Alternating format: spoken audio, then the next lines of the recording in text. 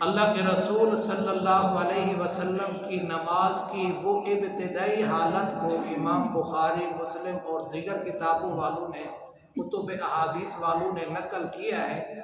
اذا قام الی الصلاۃ، جب آپ نماز کے لیے کھڑے ہوتے تو ابتدا میں 3 کام فرمایا کرتے تھے۔ 3۔ سب سے پہلے کیا؟ استقبل القبلہ، قبلے کی طرف رخ کرتے، ورفع یدیہ، اور اپنے ہاتھوں کو اٹھاتے، فقال اللہ اکبر کہتے۔ اب 3 چیزیں ہیں اور 3 چیزوں کے بارے میں مختصر سا مفہوم عرض کرنا ہے۔ استقبل القبلہ یہ فرض ہے، ہم نے فرائض میں تذکرہ کیا ہے۔ اس فرض کی اہمیت کا اندازہ آپ اس بات سے لگائیں کہ قرآن مجید کے دوسرے پارے کے پہلے اور دوسرے رکوع میں 5 دفعہ استقبال قبلہ کا تذکرہ ہے، صرف 2 رکوع میں، اور قرآن مجید میں 20 مرتبہ صراحتاً، وضاحتاً، کنایتاً ملتا ہے۔ میں نے کس کا حوالہ دیا ہے؟ سورۃ بقرہ کے پہلے 2 رکوع کا، 5 دفعہ قبلے کی طرف رخ کرنے کی تاکید فرمائی ہے۔ اس لیے فرمائی ہے کہ انسان سفر میں ہو یا حضر میں استقبال قبلہ ضروری ہے۔ اب ہوتا کیا ہے؟ ریل گاڑی، بحری جہاز، ہوائی جہاز، جب اس پہ کبھی نماز پڑھنے کا موقع آتا ہے تو استقبال قبلہ نہیں رکھتے۔ استقبال قبلہ فرض ہے، ابتدا میں استقبال قبلہ ضروری ہے۔ نماز صحت کے لیے یہ چیز ضروری ہے، اور استقبال قبلہ نہیں ہوگا تو فرض رہ جائے گا، فرض رہ جائے گا تو نماز نہیں ہوگی۔ یہ استقبال قبلہ۔ دوسری بات آقا صلی اللہ علیہ وسلم نے فرمائی ہے، رفع یدیہ، آپ صلی اللہ علیہ وسلم نے ہاتھ اٹھائے ہیں۔ اس کا آگے تذکرہ کرتا ہوں، یہ تھوڑی اس کو اگلی بات میں کرتا ہوں، ایک بات جو اگلی تیسری ہے وہ پہلے کر لیتا ہوں۔ آقا صلی اللہ علیہ وسلم نے کیا فرمایا؟ اللہ اکبر، اللہ اکبر کہہ کے نماز شروع کی ہے۔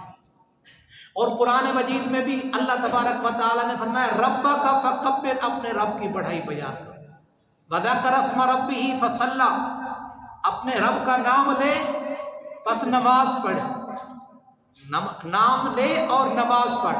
یہ ربک فکبر میں اللہ اکبر آ گیا۔ اب کیا کرنا ہے؟ ہاتھ کہاں تک اٹھانے ہیں؟ 3 حدیثیں میں سناتا ہوں، اس کا مفہوم بتاتا ہوں، پھر تطبیق بھی۔ ایک حدیث میں آتا ہے جو ابھی آپ نے سنی ہے، آپ صلی اللہ علیہ وسلم نے رفع یدیہ، ہاتھ اٹھائے۔ اب صحیح مسلم اور دیگر کتب میں آتی ہے کان رسول اللہ صلی اللہ علیہ وسلم اذا کبر رفع یدیہ حتی یحاذی بہما اذنیہ، کہ رسول خدا صلی اللہ علیہ وسلم جب تکبیر کہتے تو اپنے دونوں ہاتھوں کو اٹھاتے یہاں تک کہ آپ کے دونوں کانوں کے برابر آ جاتے۔ یہ ایک حدیث ہو گئی۔ دوسری بھی سن لیں، دوسری میں آتا ہے حتی یحاذی بہما فروع اذنیہ، آپ دونوں ہاتھ اٹھاتے اور آپ کے ہاتھ کانوں کے اوپر والے کناروں کے برابر آ جاتے۔ تیسری بھی حدیث سن لیں، اس میں آتا ہے آپ صلی اللہ علیہ وسلم کان رفع یدیہ ومنکبیہ، آپ صلی اللہ علیہ وسلم اپنے دونوں ہاتھ اپنے کانوں کے برابر بلند کرتے۔ یہ 3 حدیثیں آ گئی۔ اب تھوڑی توجہ کرو، ایمان تازہ ہو جائے گا۔ یہ ہماری پہلی ابتدا ہوگی، جس کی ابتدا اچھی اس کے آگے بھی انشاءاللہ اللہ تعالیٰ بہتر کر دے گا۔ اب اس حدیث میں علماء شوافع اور علماء احناف نے اس کی جو تطبیق دی ہے، جو تشریح کی ہے، وہ سبحان اللہ سونے کے پانی سے لکھنے کی ہے۔ علامہ نووی رحمۃ اللہ نے اس کو لکھا ہے، ملا علی قاری نے بھی لکھا ہے۔ وہ کیا ہے کہ آپ صلی اللہ علیہ وسلم کاندھے تک ہاتھ اٹھاتے۔ اب یہ دیکھو، یہ کاندھے تک ہاتھ اٹھائے، نظر آ رہا ہے؟ ساتھی کوشش کریں، یہ کاندھے تک ہاتھ اٹھائے، آپ آئے ہیں اللہ اکبر، یہ ہو گیا۔ دوسرا ہے یہ طریقہ ہے، آپ نے بلند کیے، کانوں کے برابر آ گئے، تو یہ کانوں کے ہاتھ برابر آ گئے، کانوں کے برابر ہاتھ آ گئے۔ اب تیسرا کہ وہ جو ہے کانوں کے اوپر والے کنارے پہ۔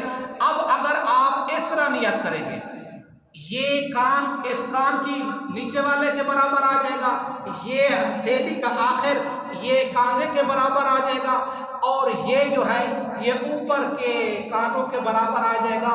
ملا علی قاری کہتے ہیں یہ سب سے بہترین تکبیر ہے۔ اب آتے ہی تکبیر کہنی ہے، یہ ہاتھ ایسے اٹھے، اب یہ دیکھو اس کے برابر آ رہے ہیں، یہ اس کے برابر آ رہے ہیں، بالکل فکر بھی نہ لے کے بیٹھے، کچھ ہاں نہ تو کرے، مجھے پتہ چلے کہ آپ کو سمجھ آ رہی ہے، سمجھ آ رہی ہے، سبحان اللہ کہیں۔ یہ اس کے برابر اب آئے ہیں اللہ اکبر۔